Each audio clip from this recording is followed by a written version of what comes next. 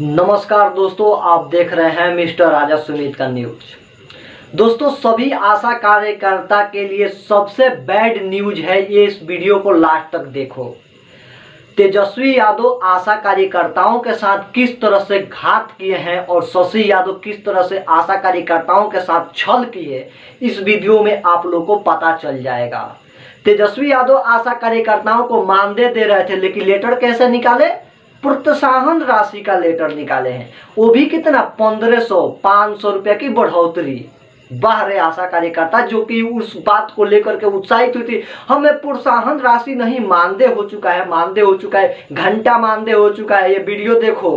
आपके चैनल के माध्यम से सरकार से मांग करता हूँ, जो 9 तारीख 10 अक्टूबर को जो तेजस्वी यादव का जो पत्र जारी हुआ आशा के संबंध में, वो पिछले बार जो सम्मति पत्र जो जारी किया डायरेक्टर के द्वारा, उसमें मानदेय की जिक्र किया गया था। प्रोत्साहन को हटाकर मानदेय किया जाएगा, लेकिन उनके पत्र में जो पर है, अखबार से लेकर पूरे टीवी चैनल पर चल रहा है, और उनके पत्र भी मेरे व्हाट्सएप पर आया है। पत्र में देखे हैं प्रोत्साहन की जिक्र है। सबसे पहले प्रोत्साहन की बात हो जाए, उसको हटाए कैबिनेट से और मानदेय करे। और पूरे देश भर में जो मानदेय है, वो जो केरला के अंदर 12,000, कहीं 10,000 या 10,000 से ऊपर है। तो फिर बिहार के अंदर में उस लेटर में महंगाई के जिक्र किए हैं कि जीविकोपार्जन चलाने में कठिनाई हो रही है। हम नहीं बोले, उनके पत्र में लिखा हुआ है। तो जीविकोपार्जन चलाने में अगर कठिनाई होती है तो क्या ये 2,000 में घर चलेगा?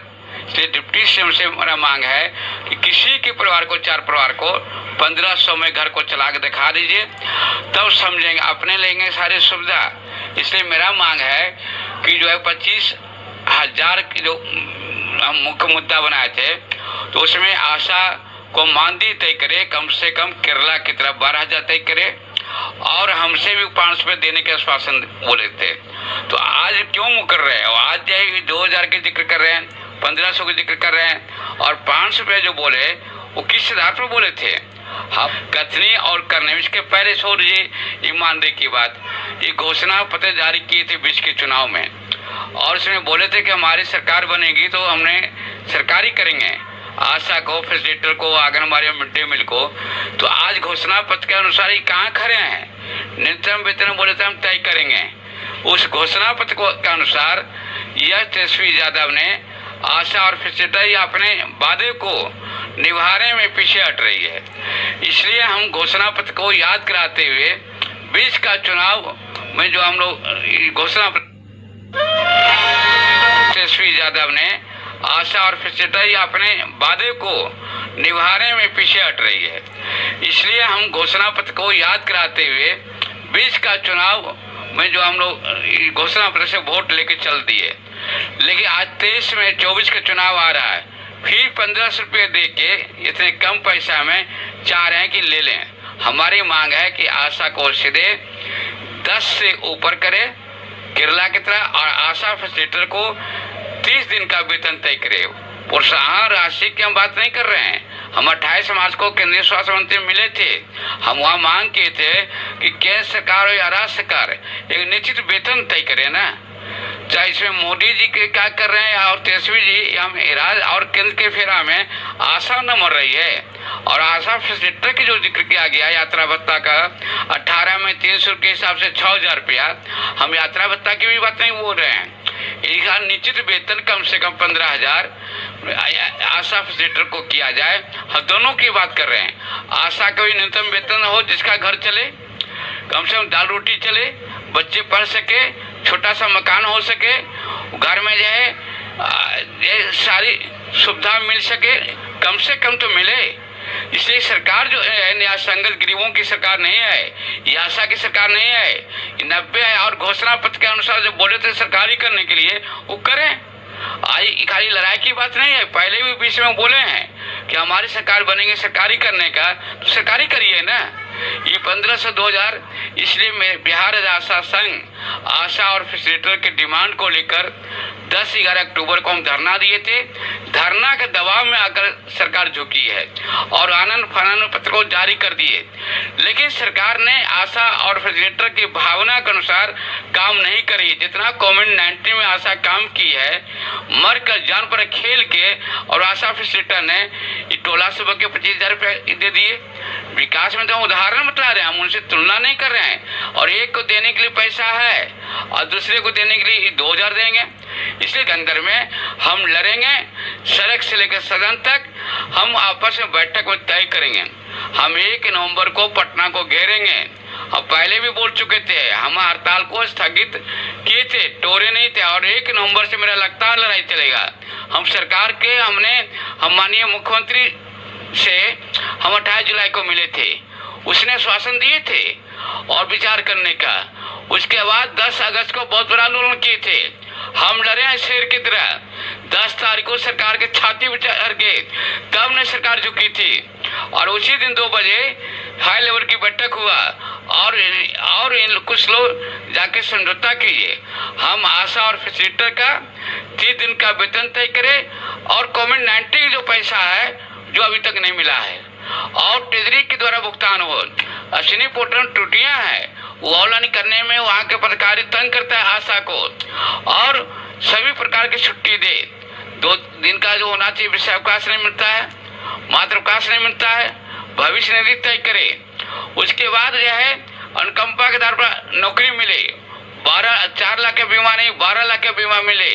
इस तरह से मेरा मांग है 14 सूत्री, और हम पूरे बिहार के आशा और फैसिलिटेटर से मेरा निवेदन है कि आप लोग ये चॉकलेट से नहीं मानिए। आपके लिए हम लड़ाई लड़ेंगे, करो या मरो, चाहे तेजस्वी यादव रहे, चाहे बिहार सरकार, चाहे 90,000 आशा काम के बदले कोरोना जिस तरह से काम किया है और फैसिलिटेटर उसका दाम लेगा। और जब तक दाम नहीं मिलेगा मेरा संघर्ष जारी रहेगा। हम आगे जो इस पर आपस में बैठ के हम आंदोलन की घोषणा करेंगे, जल्द करेंगे। ऐसे 1 नवंबर को हम पटना को घेरेंगे। बिहार एट के सचिव कौशल कुमार वर्मा, संघ के महासचिव कौशल कुमार वर्मा। ये जो 1500 रुपये बढ़ाया गया है, तो क्या ये मान्य है या सिर्फ परतोषित दे रही सरकार? तेजस्वी यादव के पत्र आप भी देखे होंगे, हम भी देखे हैं। जितने अखबार में जो निकल रहा है उसमें प्रोत्साहन की बात हो रही है, और उनके पत्र में अभी भी हम आपको दिखा देते हैं, न तो कॉपी निकाल के अभी हम पढ़ रहे थे। उनके पत्र में स्पष्ट है लिखा हुआ,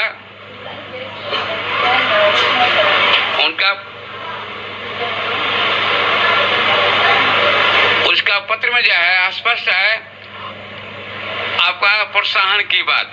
ये जो उप मुख्यमंत्री के पत्र में है, तो ये जो कुछ लोग बोलते हैं कि गलती से हो गया है, ये सरकार के उप मुख्यमंत्री का पत्र है, तेजस्वी यादव का पूरी अखबार में बात आई है। इसलिए प्रोत्साहन नहीं, मानदेय होना चाहिए, और मानदेय भी होना चाहिए। वो उन्हीं के पत्र में लिखा हुआ है कि महंगाई बढ़ गया, जिसको पार चलाने में कठिनाई हो रही है, तो क्या ये 1500 में घर चल जाएगा? आशा फैसिलिटेटर जितना काम करती है क्या ये सही है? इसलिए आशा फैसिलिटेटर का दूसरे राज्य की बात ही केरला की तरह 12,000 वेतन तय करे, और फैसिलिटेटर को 30 दिन का, उसमें यात्रा भत्ता के जिक्र कर रहे हैं, इसको वेतन मिलना चाहिए, 30 दिन का वेतन मिले और न्यूनतम मिले कि घर चला सके फैसिलिटेटर। इसलिए अगर नहीं सरकार मानती है तो हम सड़क से लेकर सदन तक लड़ेंगे। लड़ाई लड़ना मेरा धर्म है, मौलिक अधिकार है। आशा फैसिलिटेटर किसी का गुलाम नहीं है, संघर्ष किसी के रेखा में नहीं बन सकता है। इसलिए और बोलने का अधिकार सबका है, सभी संगठन के राइट बनता है कि और पूरे भारत के संविधान में या देश के लेबर एक्ट में इतना न्यूनतम मजदूरी के हिसाब से 1500 या आम नागरिक भी नहीं इसको ठीक बोल सकता है। इसलिए हम पत्र को खारिज करते हैं। सरकार पुनः विचार करे, कैबिनेट में पहले मानदेय तय करे और न्यूनतम वेतन तय करे। फैसिलिटेटर को यात्रा भत्ता की जगह निश्चित वेतन तय करे, जिसका उसको घर के चलाने में उप मुख्यमंत्री अपने के लिए कितना सुविधा लेते हैं। और कोविड-19 इन लोग के लड़ने वाले के उसको जो है किसी तरह के, ये तो केंद्र ने भी सलाह किया, उसको जो मिलना चाहिए फ्रंट लाइन वर्कर का जो दर्जा नहीं दिया। पिछले बार भी जो हड़ताल का समझौता हुआ था उसमें सारी चीज में कई बिंदु पर अभी बकाया है। अभी प्रोत्साहन राशि की बात कर रहे हैं, इसलिए यह छलावा है, यह धोखा है, यह साफ सेक्टर इसके साथ न्याय इंसाफ नहीं हुआ है। ये सरकार ने दोगली नीति, एक तरफ टोला से विकास मंच को 28,000 दे रहे हैं और दूसरी तरफ 2,000 के झुंझुना दे रहे हैं। इसलिए मेरा संगठन लड़ाई को जारी रखेगा। हम पुराने स्टैंड पर कायम हैं। बिहार के सचिव कौशल कुमार वर्मा। मेरा नाम दीपा सिन्हा है। मैं आशा फैसिलिटेटर प्राथमिक स्वास्थ्य केंद्र संपर्क। सरकार तो कहती है नारी सशक्तिकरण की बातें, लेकिन हमारी आशा जो नारी है सरकार उस पर भी ध्यान नहीं दे रही है। कहती है कि आशा मेरी रीढ़ की हड्डी है स्वास्थ्य विभाग में, लेकिन रीढ़ की हड्डी सिर्फ बोलने से नहीं, कथनी और करनी में फर्क होता है। और सरकार सिर्फ कथनी है, करनी कुछ नहीं है। 1500 का हम लोग को झुनझुना पकड़ा दिया है सरकार। हम लोग 1500 पर मानने वाले नहीं है। और सरकार से हमारी यही कहना है कि मुझे भीख नहीं, हमारा मेहनत का पैसा चाहिए। और कम से कम न्यूनतम वेतन आशा फैसिलिटेटर को 15,000 और आशा को 1,000 दे, तभी 10,000, तभी हम मानेंगे, अन्यथा हम लोग अपना हड़ताल जारी रखेंगे। मेरा नाम सरोज देवी है। मैं विलियम संपाचक ब्लॉक से करती हूँ और हमें भी सरकारी वेतन चाहिए। सरकार तो कहती है, सरकार भूखे रहती है कि हम लोग भूखे रहेंगे? सरकार खाती है कि नहीं खाती है? इतना बड़ा महंगाई बढ़ा दिया है, कौन बढ़ाया? सरकार ने बढ़ाया। और हम लोग को वेतन कम कर दिया है, तो कहाँ से हम लोग खाएंगे? कहाँ से बाल बच्चा को पोषण पालन करेंगे? हमें यही कहना है कि सरकारी वेतन 10,000, कम से कम 10,000 नहीं है कि किसी के परिवार को, 4 परिवार को 1500 में घर को चला के दिखा दीजिए, तब समझेंगे, अपने लेंगे सारी सुविधा।